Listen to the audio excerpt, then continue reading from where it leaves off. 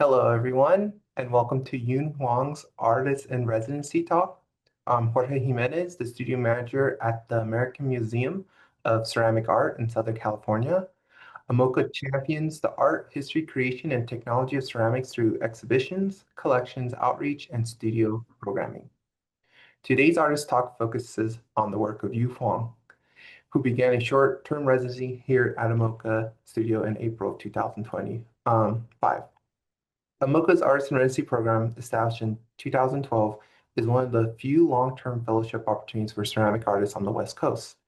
Our residency program, which provides artists an opportunity to produce or develop a new body of work, is funded through generous support from the Julianne and David Armstrong Laguna Clay and the Wingate Foundation.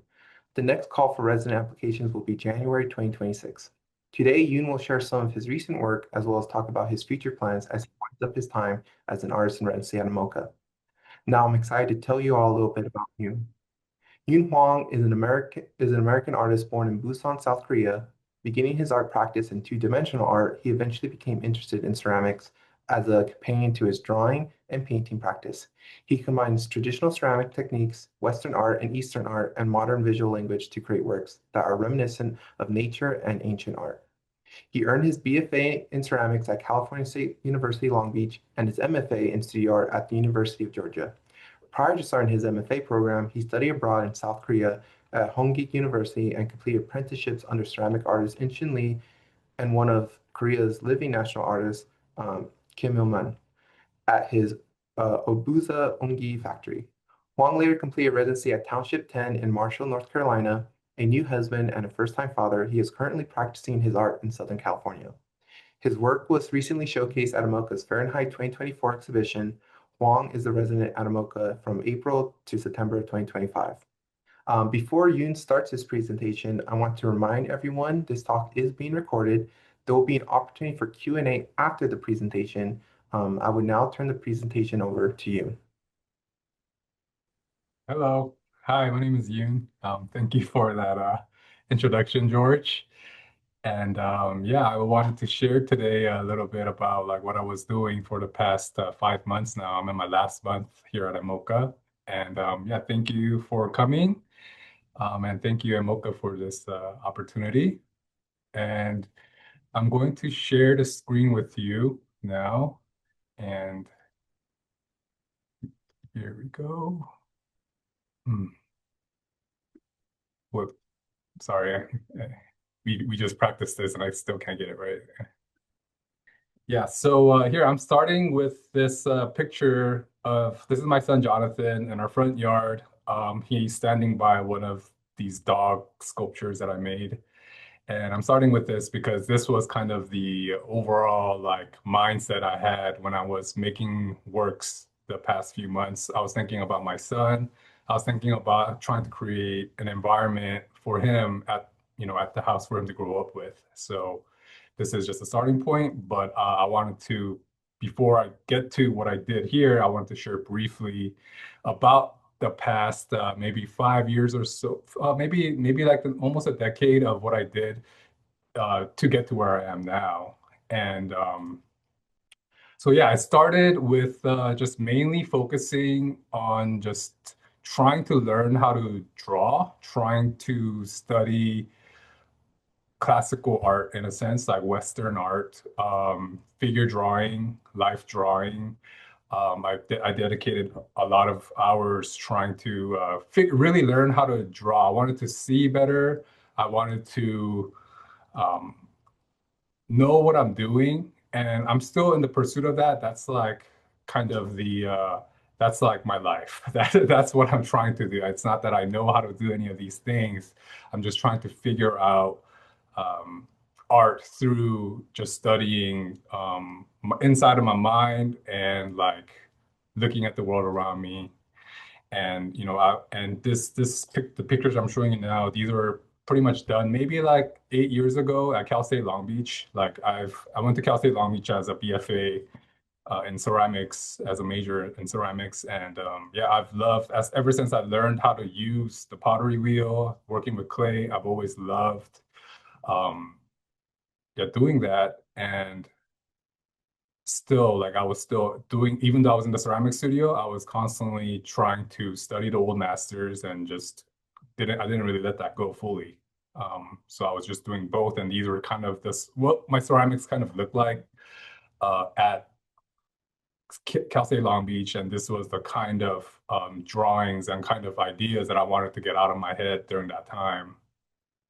And like this is probably one of the works I did towards the end of my BFA at Long Beach. And this is a picture of the show, the BFA show at Long Beach.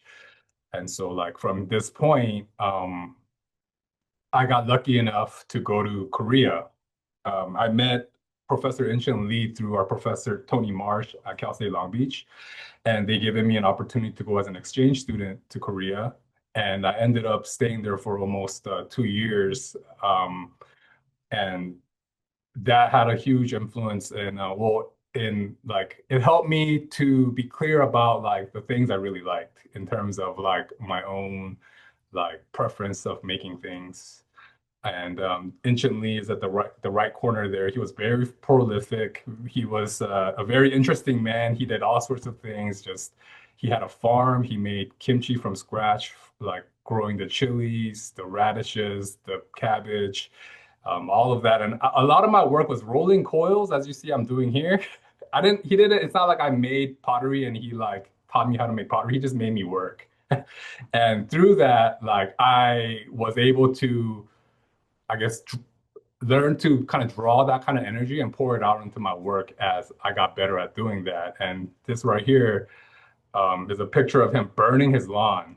And I thought he was crazy because I was like, you're going to set your house on fire. And this was like towards the coming of winter.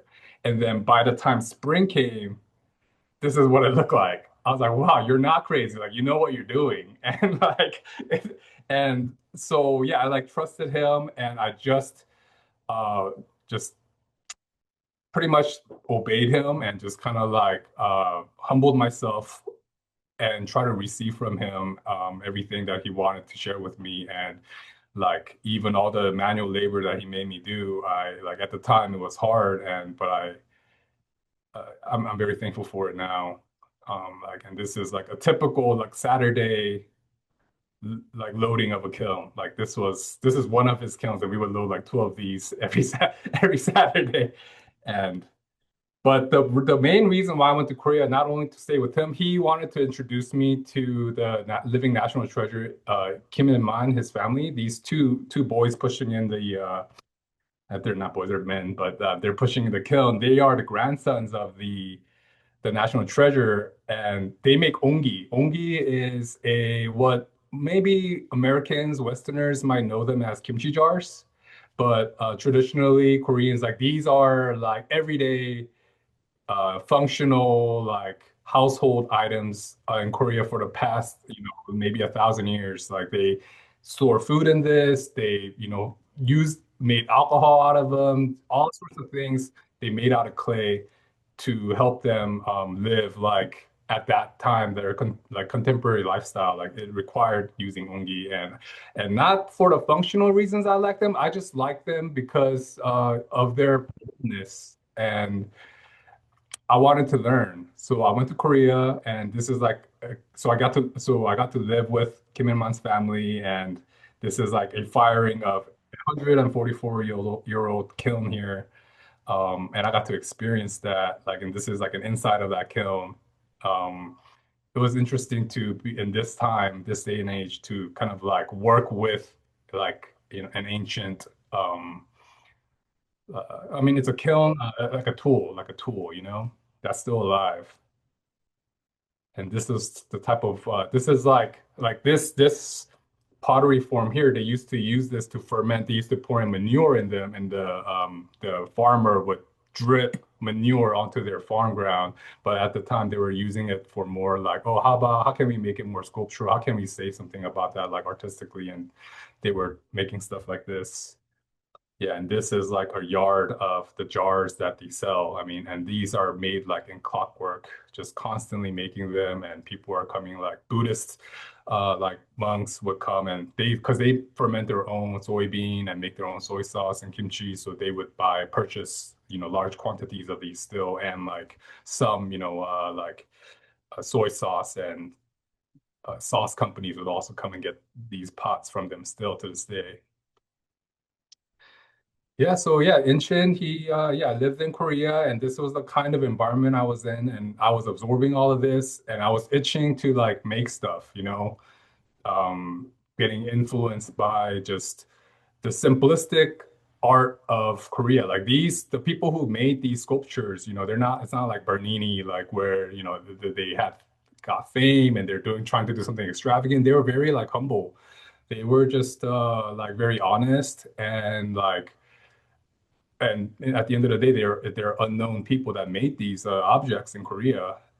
And something about that really like made me feel a type of peace, I guess.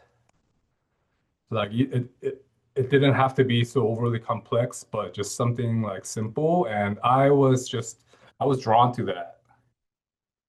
Even though Korea, but it's very like it's simple, but like they're so what's the word? Prolific, prolific. Like you look at a picture of Korea and it's like wow, like they made a lot of stuff on this little piece of land. You know. Yeah, and these are pictures of, Onggi, and I thought like these marks that they made on the glaze before they fired, like these nameless potters, like they got to make this gesture, this artistic just expression on the surface of the pot after they made it, even though like like they probably didn't even know 500 years later somebody would look at it and think like wow, like that feels like the lines and the sharp lines, the curves that like would have some sort of an effect of like on the way like a modern person can relate to it. So yeah, and I was just still in Korea. I was drawing, and like this is a picture of Kim Il-man. This is the national treasure. He's the grandpa. He's still working to this day, making a pot every day. And I'm very thankful to him. And these are the two brothers. And this is what a usual Onggi potter setup looks like. There's a man rolling coils and a man making pottery, like using the coil. And here's a quick video of like this this was like I wanted to learn how to make it, and like I, I received this, and at the time I wasn't allowed to fire any pots I made, so I always pushed the pot and blew it out, tried to like make it, keep pushing it to the point of failure where the pot would collapse, because I just wanted to see like, I'm not going to be able to keep it anyway, so let me just try to see how much I could just make it fat. And like yeah, that's what I would do. And this was a picture of me, and I really like this pot. And like a lot of the pots I made at the time, I'm like, okay, like I'm gonna have to destroy you, but I'm gonna bring you back. And it's like in my heart. So that's one of the things I'm working for right now. Like I want to be get able to get there so I could just make these pots in peace. And so yeah, and then during that time in Korea, I decided to go to grad school. So I wanted to make a portfolio, and I was still doing my drawings and thinking about the stuff I saw in Korea. So I made like these figures out of ongi clay, and like yeah, like this. It's I think I was thinking about like the Buddha sculptures and just like the simplicity and just the minimalist like mentality. And yeah, so these were the works that I made right before I went to grad school. And this is when they were firing this work. And finally, my work in Korea it came to an end, and I came back to America. And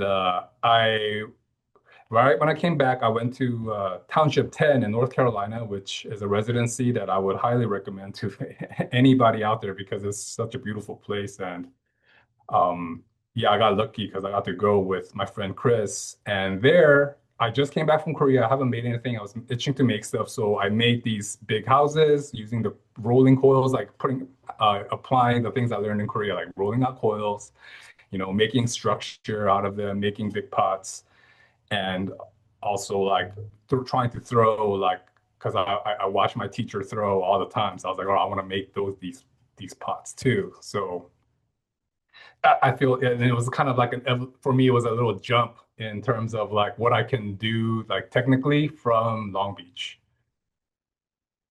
And then after that, I went to the University of Georgia and I just continued that. I just continued that and I was just trying to like get the thing I want, you know? So just going in, like drawing on pots, throwing pots, drawing on pots, like trying to I was always, working on like a way to figure out the material. And I mean, even right now, I feel like my the way I use my materials is still like I'm still experimenting. I'm trying to figure out like how to get the pop that I see in the unfired pots to rise into the surface after I fire them. And I mean, for a lot of people working in clay, I know that that's like, one of the biggest problems. And yeah, and so yeah, and this is the grad in my graduation show, the MFA show. I made these kind of like mid-size, big kind of like sculptures, ceramic sculptures that you could walk around, and I just like the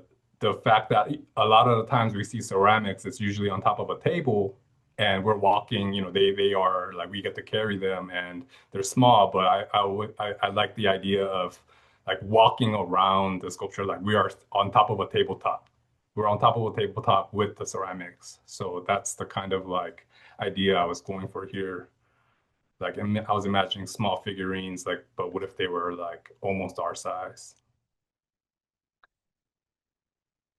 Yeah, still making smaller stuff here too. And like this stuff here is kind of like I'm showing this picture here because this was the last stuff that I made at at the University of Georgia. And like you'll see that I make dogs and stuff later on. But yeah, like I latched onto this idea and I was holding on to it and I was hoping to, all right, like I don't know where I'm gonna be when I'm gonna be able to make work next, but I want to make sure like I kind of have I wanted to lock it in. Like I wanted to make it lock it in as a thing that I can try at any time. So I made these. Yeah.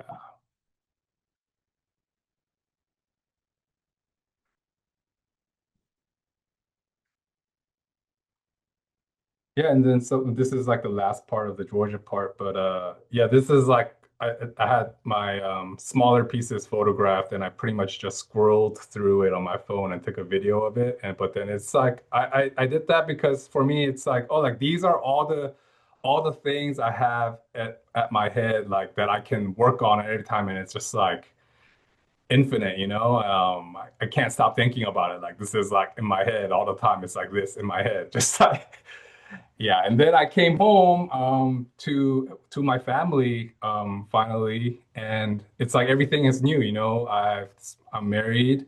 I had a son, Jonathan, and my wife Charlene.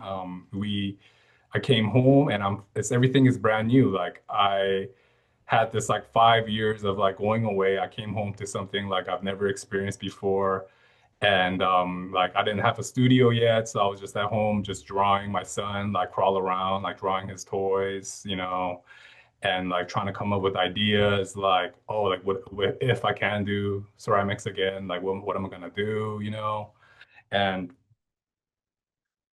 and I got lucky and I was able to get a studio space at AMOCA thanks to Nate, the previous manager. He contacted me and offered me a space. So I came and I, recycled clay and started making, smaller stuff to get me going, because I just pick a spot and I just go and I chose to make like a lot of bowls, And eventually I get the residency. So I was like, okay, now I have the residency. And the big change between being a resident and just being an artist at the studio is the firing. Like now I have this like freedom to fire at what I like. I can make things big and I can fire the kilns over and over again. So I thought like, okay, what am I gonna make? And I thought about like being a parent and all and being having a home of my own. I thought about like protection, like and I thought about these Korean, they're called 장승 in Korean, and they are pretty much wooden like protectors. Like they drive away like quote unquote like evil spirits. But I think mainly, the thought is that they had a presence. Like they had this presence that people were there, that like something is there, so don't come with bad intentions to this village. you know? And I thought like, oh, I want to do that for my house. Like, don't come to my house with bad intentions. Like, I wanted to make something like that. Um, yeah, and just drawing from these Korean, like ancient Korean objects. And like I thought like, okay, this is made out of wood or stone. Like, how can I like translate that in ceramics? So I remember these big urns I saw at a museum at the Seoul Museum in Seoul. And these are really big, and I thought like, oh, like they kind of look like heads or something. Like I could easily transform, make these kind of shapes, or like have this idea of making like volume and converting clay into like a sculpture to, you know, radiate a certain kind of energy. Um, so I started to get to work here. And I started making these like dogs. These dogs, like I made dogs because I had a dog that died 2 years ago named Riza, and you know he's dead. And I thought like, oh, like not these net dogs don't necessarily like look like him or anything like that. I'm not trying to sculpt him from a picture, but I was trying to remember him and like try to come up with or trying to sculpt from like my memory of him and like how I wish he was here kind of thing. And that like they at home, like to us, they are like a playful colors and just like have this like guardian like presence. But like at night, you know, I'm thinking like, oh, when the sun goes down, they become silhouettes, and like they become like a sense of like they almost become animated to, you know, whatever that might be looking at it. And interestingly enough, I guess a dog came into the studio one time, and the dog got startled by these sculptures, started barking at it. So I thought like, okay, like they're kind of working. And there's like coyotes in our neighborhood. So like, and my neighbor told me that a coyote came to in front of our house. So I thought like, oh, like if there are coyotes, maybe they'll see a shadow of these sculptures and think that there's a lot of big animals in there, and they would like just go away, you know? Yeah, and like this right here is kind of like that wooden, the Changsung kind of idea where it's supposed to be like a little bit scary. Like it looks like a monster. It looks like that there is a scarier force than you kind of thing, you know? Yeah, also made these like kind of like figures, like angels, this man that like holds a broom. And like going back to that first picture of Jonathan and the dog, like this is kind of like, oh, I want my son when he's walking around, like to interact with these like sculptures. Like I imagined him growing up with it. Like I didn't grow up with art at the house. My parents, um, not because they didn't want to give me art, but I don't think they just knew anything. You know, they were busy, just working and eating. And I think like thanks to that, you know, I was able to kind of go, you know, find like the more to life pretty much, like more things than just food, you know, like uh to make my life more like there's more beautiful things in life kind of thing I wanted to show him. Yeah, and like these, and then I started making the big heads from that idea from the big pots that I saw at the museum. They're pretty much, I make a pot and I try to anthropomorphize it, you know, and like I'll make sometimes out the bottoms would be open and then I make them upside down, and sometimes I make them just from bottom up, like there's a bottom and if there's a hole at the top, like a pot, like an ongi pot. And like this was the firing that I did, and I was very interested in this color for some reason. I did many firings to try to get this kind of candy, like watermelon candy color for some reason. I don't know why I was so like obsessed with getting this color, but I was happy that I was able to get it.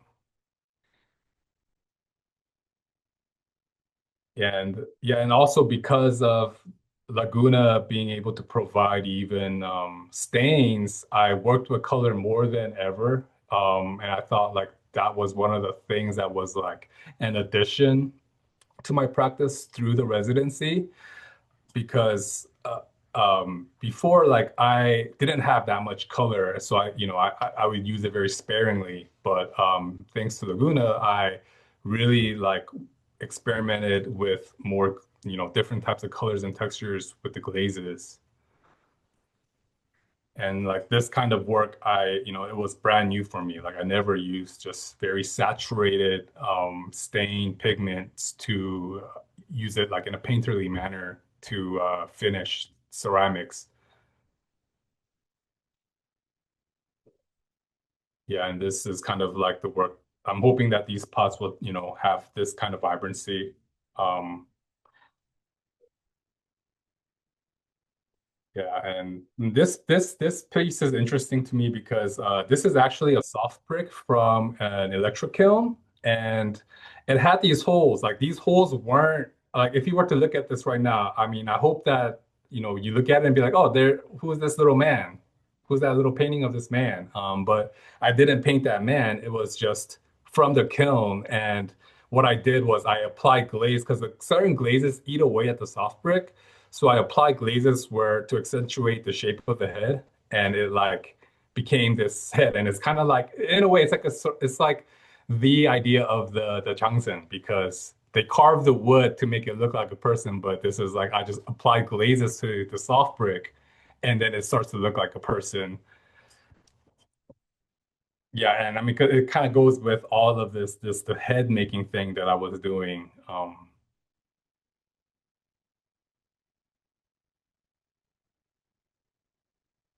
Yeah, and like when I make ceramics,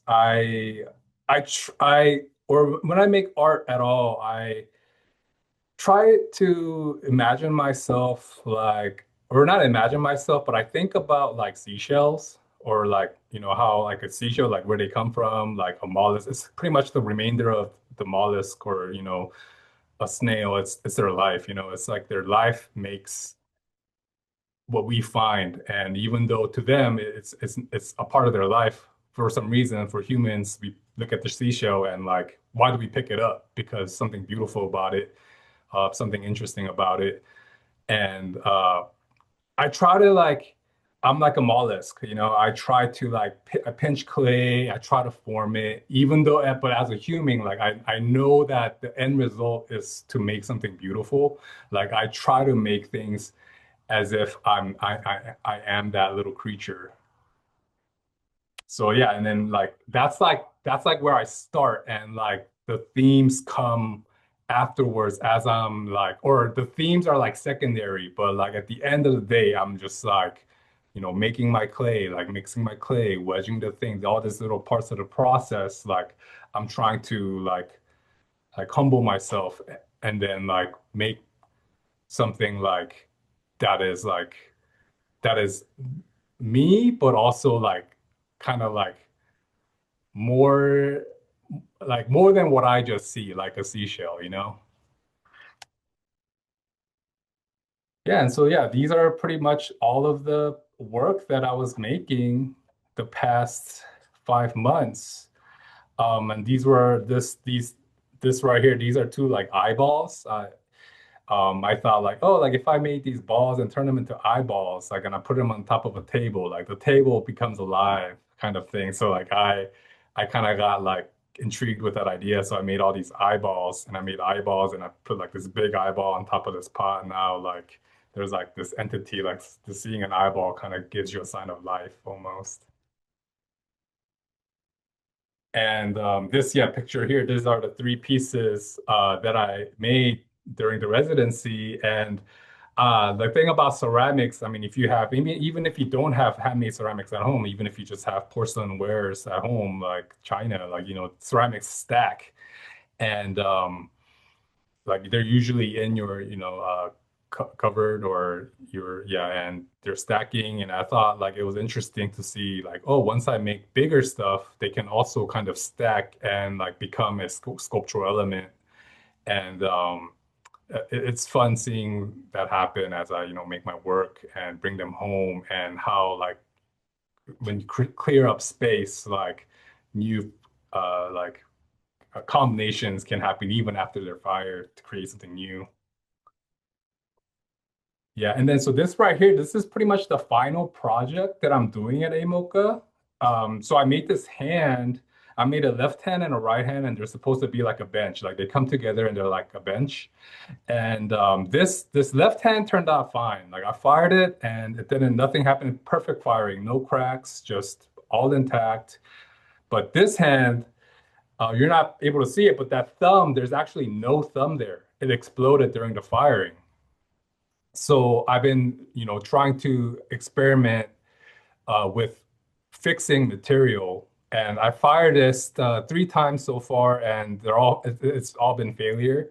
And this is hopefully next week I'll fire this one. It'll be a success. But like what's new about this thumb, and that I think is going to be a success is that I pulverized soft brick and mixed it with kind of like a clay glaze mix. And I'm like hoping that the shrinkage won't be so significant. I'm gonna fire to a low temperature with low firing glazes, and hopefully the thumb will be fixed.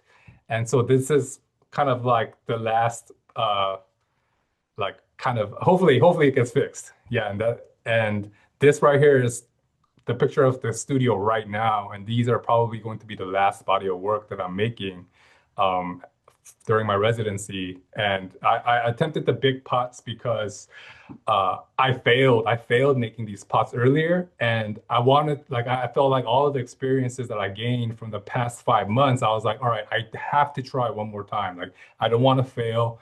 I like every time try to make pots at this scale, like it would collapse or something, but I felt that I was ready, and I didn't want to like end the residency before I attempted it. So I did it, and it was successful. It didn't collapse. A lot of the pots that I've shown you, the heads, like those, some of them took several tries. Like as I was making it, it would collapse. I'll roll the clay all over again, try again, try again. But and all of that trying, at the time, I'm like, oh, like why is it failing? I feel so sad. I'm mad. Like it's so tiring. But I mean, I knew that it's because it was something that I was doing that was wrong. So, and as I attempt again and again, trying things a little bit differently, I was able to make these at the scale. And the thing that you see at the back is like a big boulder, because and that's part of like another project that I'm doing. It's like I have this front lawn where I have a faucet. If you see in the back, there's a faucet with water coming out. And I made these ceramic pipes, and then the water would fall inside this like a bowl thing, or what is it? It falls inside of a hole and it goes inside of the ceramic pipe, and then it'll come and there's a river, a small river that I dug, and I planted these succulents and some plants that I had, and I'm trying to make like a little oasis, like a little river that runs through it, and hopefully, and I'm adding ceramics to and like little reservoirs of water.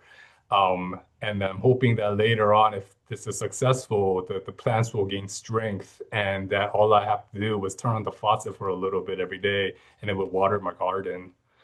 Um, so yeah, that's pretty much. I don't know if that was too short, but yeah, that's pretty much what yeah, that was a real wrap of like what happened to me the past 5 months. And I'm trying to finish strong, and yeah, thank you. And if you want to if you want to see what I post on Instagram once in a while, and if you ever want to contact me, reach me.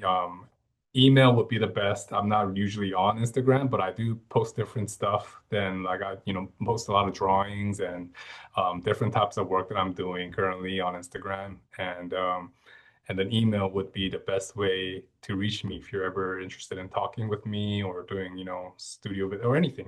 So yeah, thank you. Cool. Thank you, Yoon.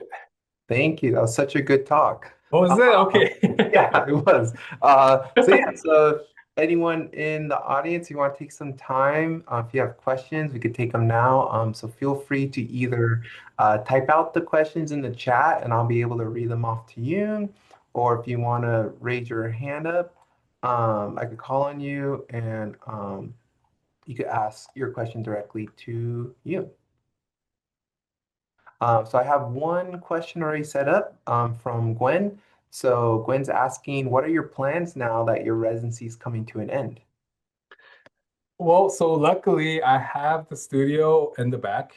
And what's interesting is as I was making this presentation, I felt like painting was really speaking to me, So I'm kind of interested of pulling out some, paint and canvases because I thought like, oh man, like I want to paint. I usually do what I want. Like I mean, it's a privilege, but like somehow I've been able to live my life doing what I want. And I think that's what I want to do maybe after I clean up the studio, maybe clear out the studio so that maybe I can do some painting. And because mainly also because like I thought I'm not gonna have the kiln access anymore.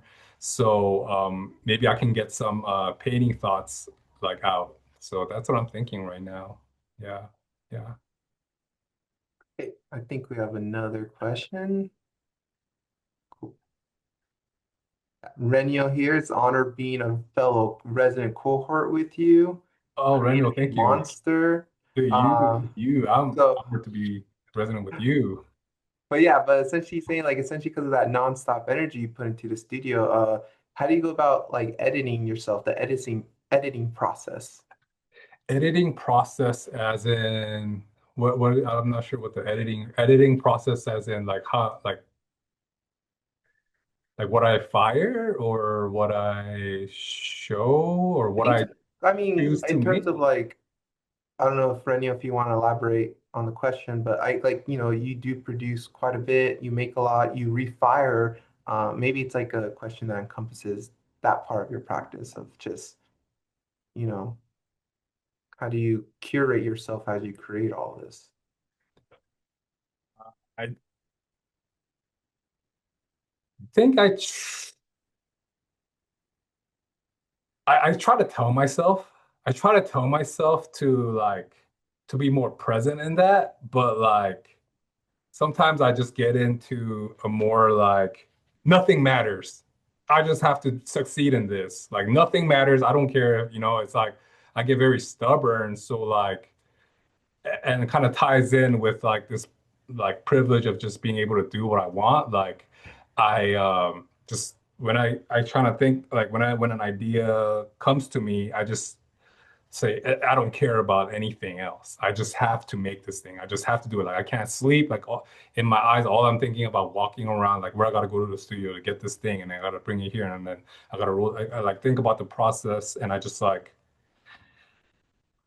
do it, and then like don't I mean, I don't think about editing as far as like in terms of I guess when I'm making the thing, like the choices that I have to say, like, oh, do I want to add this piece sticking out or do I want, those are the parts I think makes is what's exciting for me. Once I like building the thing is like making like the canvas and then like it's a small little choices, I guess. Yeah, that editing thing. I think that's the part that makes me study like as I, draw or um, practice something like I'm trying to be better at that so I can make my pieces more refined to my like to be true to my original or like the vision that I have.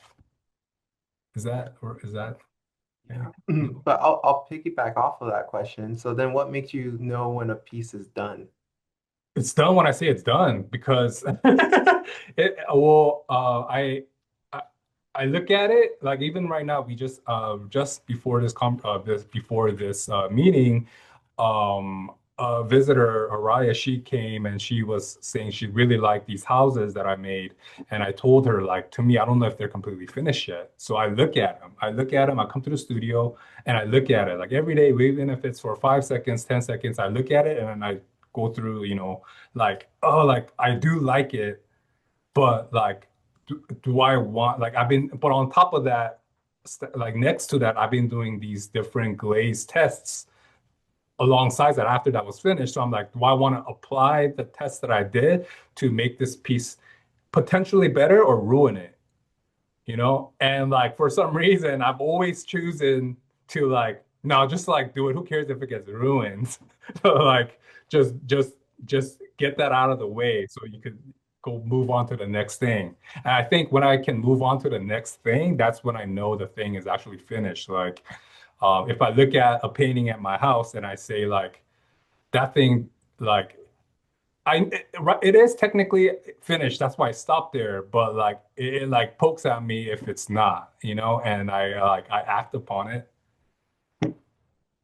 Yeah. Nice. Yeah. All right, just checking again to see if anyone has any more questions. Again, feel free to type them down on the chat or feel free to unmute yourself. More welcome to ask you directly.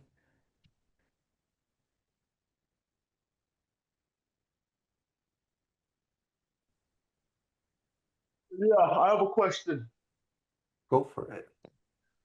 Yeah, decided to, just unmute myself so you's not talking into the void.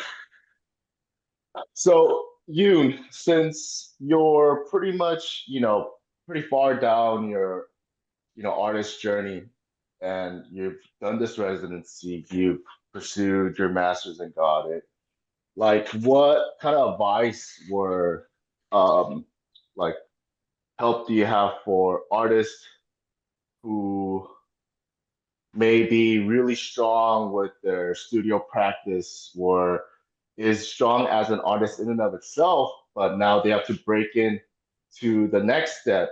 You know, if I were to put it bluntly, the commerce aspect of being an artist, where the idea of trying to make a living out of it and whatnot. Some artists might struggle with balancing between, create their creative authenticity and, for lack of a better term, being a sellout, or just jumping into that next step. Maybe they feel some sort of imposter syndrome because, for whatever million reasons, fear, doubt, anxiety, etc. Well, Is that something you still I think struggle with I'm that yourself? person. I think Uh-huh. I'm that person. I'm that person in a way, but like I think that it hurt it when I like desire it and when I not see what I already have, like that gets more comfortable. I mean, that gets more like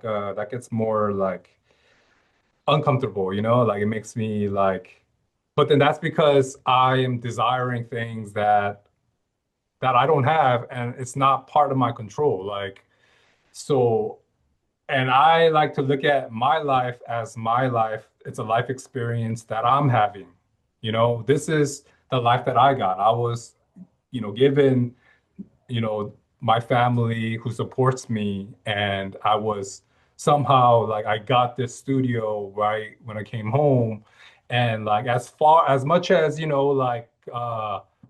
our world wants to, like that question is like that question exists because it is a very important question. But like for me, I've always placed my honesty towards my art first. Like I don't make with an intention of like, oh, if I make this thing, like this is gonna be the thing that's gonna help me like break into the commerce or anything like that. It's just I really want to make something good. I really want to make something like I desire that more than like anything else. Like I could just starve. I could just not eat, or I just want to like. But it's like it's just like a part of myself that I hate. I try to get rid of with art sometimes. Like I hate the fact that I made this thing and I think it sucks, and I hate that, and like that I can't live with that. Like I can live with like just I can live with all what I have. Like I don't need more, but I can't live with the fact that I hate my own work. Like I have like there's this thing, it's like I have to attempt, I have to go for it. Like that's more important. And it's fine. I'm fine. I'm eating good still, Like it's like that's my life though. That's my life. And I don't I don't, I don't try to like undermine the gifts that I got for my life experience, and like I don't need to like I don't try to desire things because like that's what the world shows to me as what like good is. Like I'm already like good, you know? So I think yeah, I think I just try not to care too much about things other than being honest with my work and that like and just having like that like not looking at it from like like cynical view, but like more like a thankful and just like I just do my best and like if and that's really out of my control because it's myself, my personality, my character that made me to be this artist and not a businessman, you know? So it's out of my control. Like, but I do have the power. I did, you know, life has given me the things I need to, pursue the things that I want and I can do it. So I focus more about that than like things that are like, I mean, it does get to me sometimes, sometimes I do feel like I do want certain things. So like, because I have like a vision of like, oh, I want to help my dad or like, I want to do something, but it's like, that's like not my job, like my job is to, show up at the studio and do my best at what I do. Thank you. All right, I think we have time for one last question. Linda asked, what historical roots, or what are the historical roots of your work, and are there any other artists you didn't mention that you admire, and why do you admire them? Historical roots of my work. Well, I think honestly, it has to be like the very conception of my art, like when I started art was European art, really. It is like Greek, classical art. That's where, my older artist friends, when I was starting out, they were like, you need to know how to draw. You need to know and like and living in America, they're not gonna point you to hokusai. They're not gonna point you to Chinese watercolor painters. You're gonna get pointed to like Ingres, you're gonna get pointed to Raphael, you know.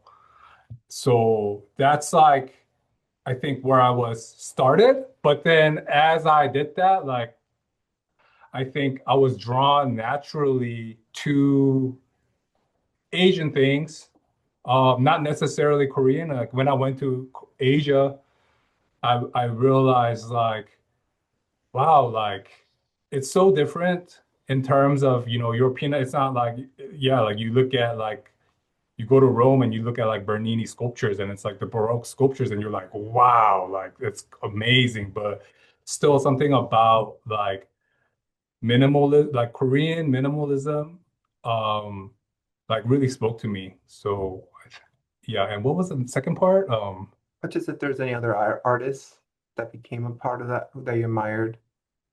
Oh, well, I mean, yeah, like all the like I look at a lot of like old master art.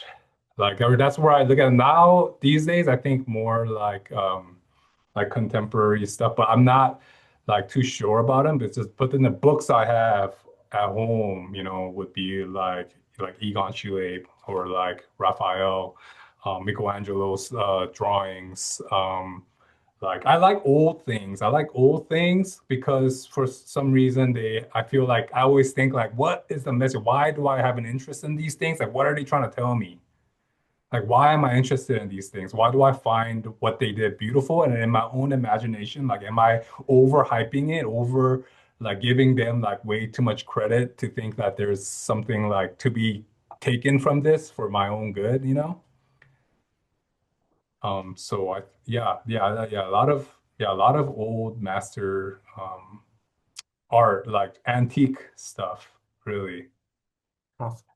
Yeah. All right. Well, thank you, Yoon. Thank you all for joining us and for your excellent questions. For more on Yoon Hwang's work, again, visit his Instagram at Onggi House. We'll link it on the chat. If you're in the neighborhood, come visit the museum and the Ceramic Studio in Pomona, California, where you can learn more about AMOCA, our ceramic studio, the Artist in Residency program, current exhibitions at our website at amoca.org. The recording of this presentation will be available on AMOCA's website in the coming weeks. But thank you again all. Thank you, Yoon, and we'll see you all soon. All right, thank you. Thank you so much.